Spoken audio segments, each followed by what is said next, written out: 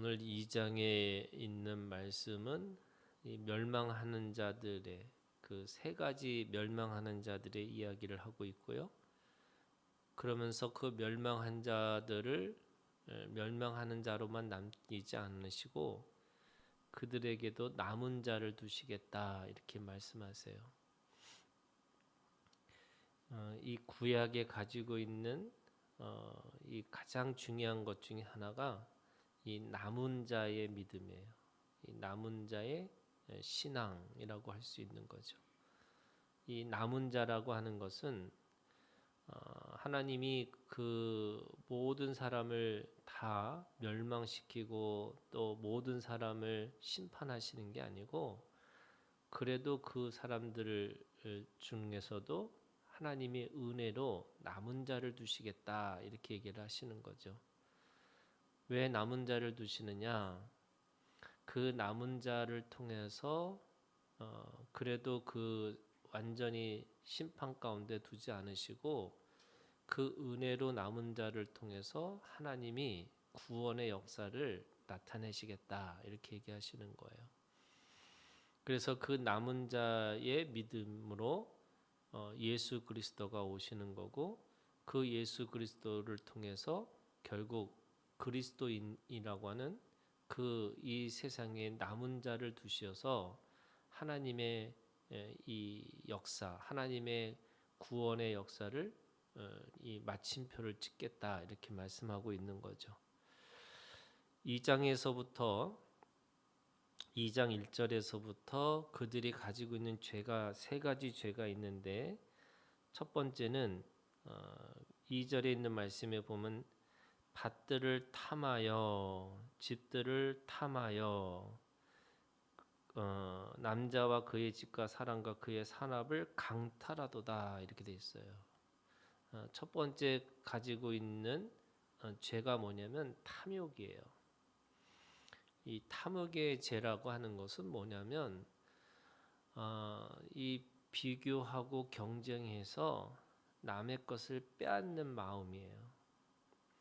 그러니까 이 사람들이 원래 자기 거로 인해서 자족하고 살아가는 게 원래 생명인데 그 생명이 죄와 사망의 법으로 들어가니까 그 죄와 사망의 법을 통해서 남의 것이 커 보이는 거예요. 그래서 어떻게 하냐면 빼앗는 거죠. 그래서 탐하여 이렇게 돼 있어요. 그래서 이 탐심, 탐욕이라는 것 자체가 이 자족하는 것도 있지만 절제하지 못하는 죄인 거예요. 그 절제를 못하니까 탐욕의 끝이 없는 거죠. 탐욕은 끝이 없어요. 어느 정도 내가 차지하면 되겠지라고 하지만 그렇게 될 수가 있는 게 아니죠. 계속 이 남의 것을 탐하고 탐해도 이게 이 배가 부르지 않는 거예요. 영원히 배가 고파서 그 채울 때까지 채워도 또 채우려고 하는 게 이 탐욕이라고 할 수 있는 거죠. 그래서 그 탐욕을 뭐 하느냐? 3절에 있는 말씀에 보면 그것이 교만하게 다니지 못할 것이라 이는 재앙의 땜이라 이렇게 해요. 그래서 그게 교만으로 가는 거죠.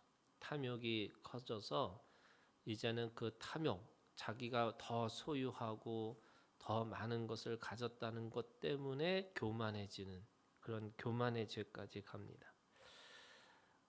두 번째는요. 이 두 번째 죄가 있는데 이 두 번째 죄는 그걸 통해서 뭐 하느냐? 이 4절에 있는 말씀에 보면 그때 너희를 조롱하는 시를 지으며 슬픈 노래를 불러 이르기를 우리가 온전히 망하게 되었도다. 그가 내 백성의 산업을 옮겨 내게서 떠나게 하시며 우리 밭을 나누어 패역자에게 주시는도다. 이게 이제 빼앗는 것이 뭐냐면 어디까지 가냐면 탐욕에서 이제는 압제로 가는 거예요. 그러니까 그 압제라는 게 뭐냐면 없는 사람을 더 억압하는 거죠. 억압해서 더 없는 자 거를 더 빼앗고 살아가는 거죠. 예를 들면 고아와 과부와 나그네 것까지도 빼앗아 살아가는 거예요. 그런데 왜 이런 일이 벌어질까라고 하니까 6절에 세 번째 죄가 있어요. 그 세 번째 죄가 뭐냐면 예언하는 거예요. 그들이 말하기를 너희는 예언하지 말라. 이것은 예언할 것이 아니거든 욕하는 말을 그치지 아니한다 하는도다. 이렇게 거짓 예언을 해요. 근데 거짓 예언이라는 게 어떤 거냐면 탐욕과 압제를 정당화시키는 거예요. 그러니까 사람들이 그 사람이 탐욕을 부리고 있는데도 그거는 하나님의 뜻이라고, 하나님께서 주신 복이라고 탐욕을 정당화시키는 거죠. 남의 것을 빼앗는 거를 하나님의 뜻이라고, 또 하나님께서 주시는 복이라고 거짓 예언하는 거예요. 이 거짓 예언자들은요, 어떤 게 있냐면 이 더 탐욕을 갖는 사람들에게 축복해주고 더 힘들어하고 어려운 사람들에게 하나님의 저주를 퍼붓는 거예요. 그래서 이 죄를 정당화시키고 그 죄로 인해서 얻어지는 고통을 더 사람들에게 그걸 더 가해지는 거죠. 그래서 없는 자를 저주하고 있는 자를 축복해줘요.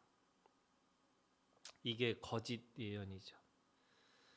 성경에 보면은 이 거짓 예언과 참된 선지자의 차이가 뭐냐? 말씀대로 되어진 것을 참 선지자라고 그러고 말씀대로 이루어지지 않는 것을 거짓 선지자다 이렇게 얘기를 하세요. 그러면 이루어진다는 게 뭐냐면 하나님의 언약을 다시 되새김질하는 게 진짜 선지자죠. 왜냐하면 하나님의 말씀은 반드시 이루어지기 때문에 그래요. 자기의 생각과 자기의 말을 하는 사람은 그게 이루어지는지 안 이루어지는지는 그게 결국에는 살아봐야 되는 거예요. 그러니까 모른다는 거죠. 어떤 때는 이루어지는 것 같고 어떤 때는 이루어지지 않는 것 같아요. 그런데 참 선지자는 하나님의 언약만 되새김질하니까 그 언약은 반드시 이루어지는 거죠. 왜? 하나님의 말씀은 반드시 이루어지는 말씀이기 때문에 그런 거예요. 그래서 오늘 보니까 그 예언을 하는데 어떻게 하느냐? 9절에 있는 말씀에 보시면 내 백성의 부녀들을 그들의 즐거운 집에서 쫓아내고 그들의 어린 자녀에게서 나의 영광을 영원히 빼앗는도다. 그러니까 지금 이 예언이라는 게 이 탐욕을 정당화시키고 압제를 정당화시켜서 결국 그것을 통해서 다 모든 백성들을 멸망에 이르게 한다는 거예요. 그러니까 거짓 선지자들은 결국 망하는 길로 갈 수밖에 없다 이렇게 얘기를 하시는 거죠. 그런데 12절에 그러면 모든 자들이 다 멸망하고 모든 자들이 다 하나님의 심판 가운데 있어야 되는데 하나님은 그렇게 하시지 않겠다는 거예요. 그것이 남은 자예요. 야고보아 12절 내가 반드시 너희 무리를 다 모으며 내가 반드시 이스라엘 남은 자를 모으고 그들을 한 처수에 두기를 보스라의 양떼같이 하며 초장의 양떼같이 하리니 사람들이 크게 떠들 것이며. 이게 뭐냐면 그 초장에 이게 보스라의 이 양떼라는 게 가장 안전하고 가장 풍요로운 땅에다가 한 무리를 하나님께서는 남겨두시겠다는 거예요.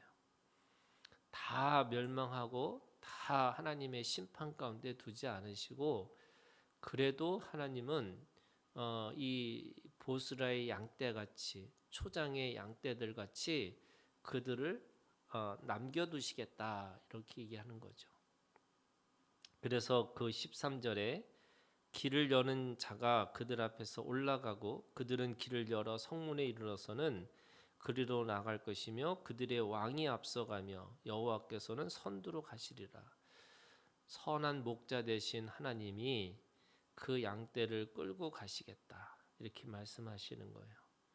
그러면 이 거짓 이 선지자, 거짓 예언하는 자와 반대로 선한 목자 되신 하나님은 그 양떼들을 한 곳에 모아놔서 그들을 계속해서 이끄시고 돌보시고 그리고 지키시고 또 그들을 돌보셔서 온전하고 완전하게 계속해서 그들을 남겨두시겠다 이렇게 말씀하시는 거죠.